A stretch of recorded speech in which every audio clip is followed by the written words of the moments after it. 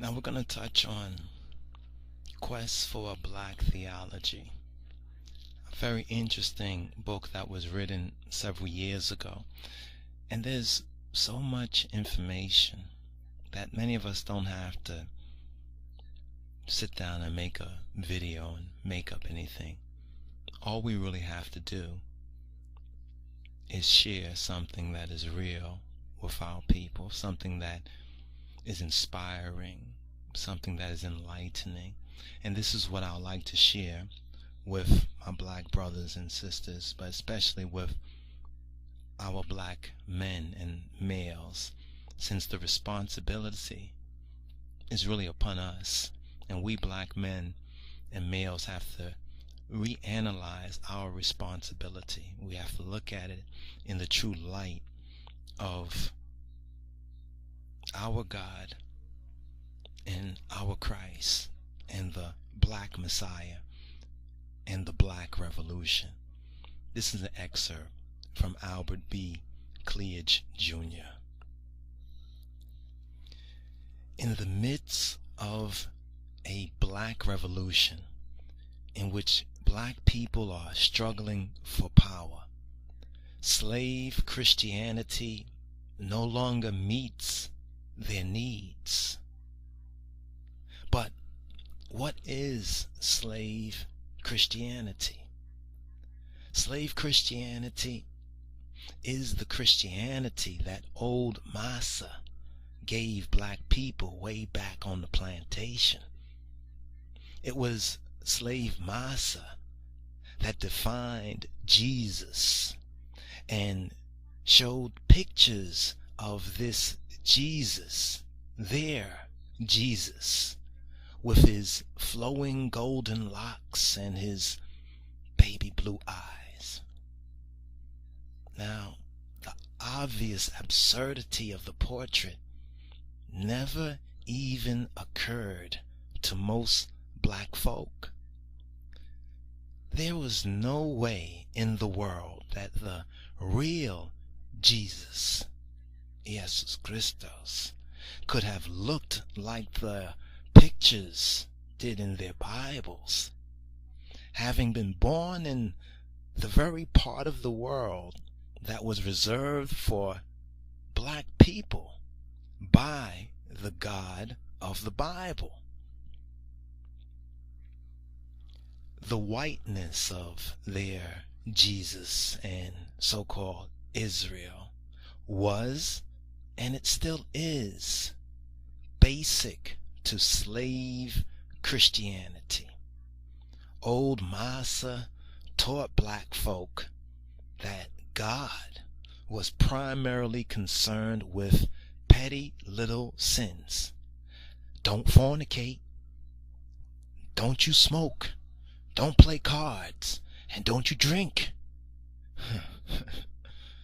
A petty morality too trivial for God's concern were and still are the basic elements of slave Massa's Christianity.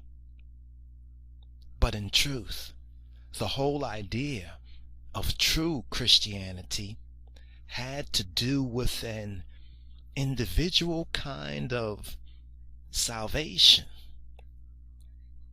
and preservation. 2,000 years ago on Calvary, a mystic and a misunderstood event took place. Jesus, it is said, was crucified, and somehow he rose from the dead. In this very redemptive act, God made salvation possible for individuals who believed in all generations. This meant then that each individual must fight for his own little individual salvation. Black folk. Black folk. They took this slave Massa Christianity and they made of it an instrument for their survival. They put into it a vitality which the white man didn't even have in his very own church. Black folk believed fervently because they needed to believe. They needed a dream of escape in a world in which there seemed to be no real possibility or probability, for that matter, of escape.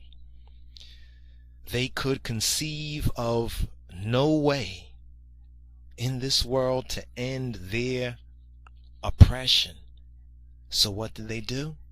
They used this slave master theology as one way of maintaining a little bit of sanity. Slave masters Christianity made it possible for black folk to survive. The slaves took this idea of going to heaven very seriously. They took their pain and their suffering to Jesus. The slave could stand anything that the white man did, saying to himself, the white man can beat me, he can rob me, he can cheat me, he can rape my wife and my daughters.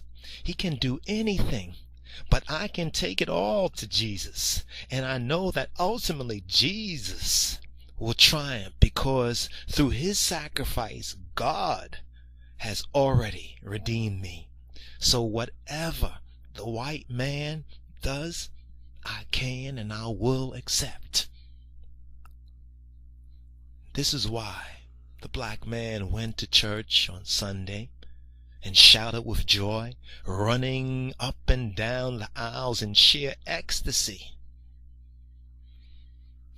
But did you know that the most effective Christian preaching in America was in black pulpits, with ignorant black preachers preaching this slave master Christianity as no one else did in the world, before or after, to people who had to believe because they had no alternative for this mystical religious escape.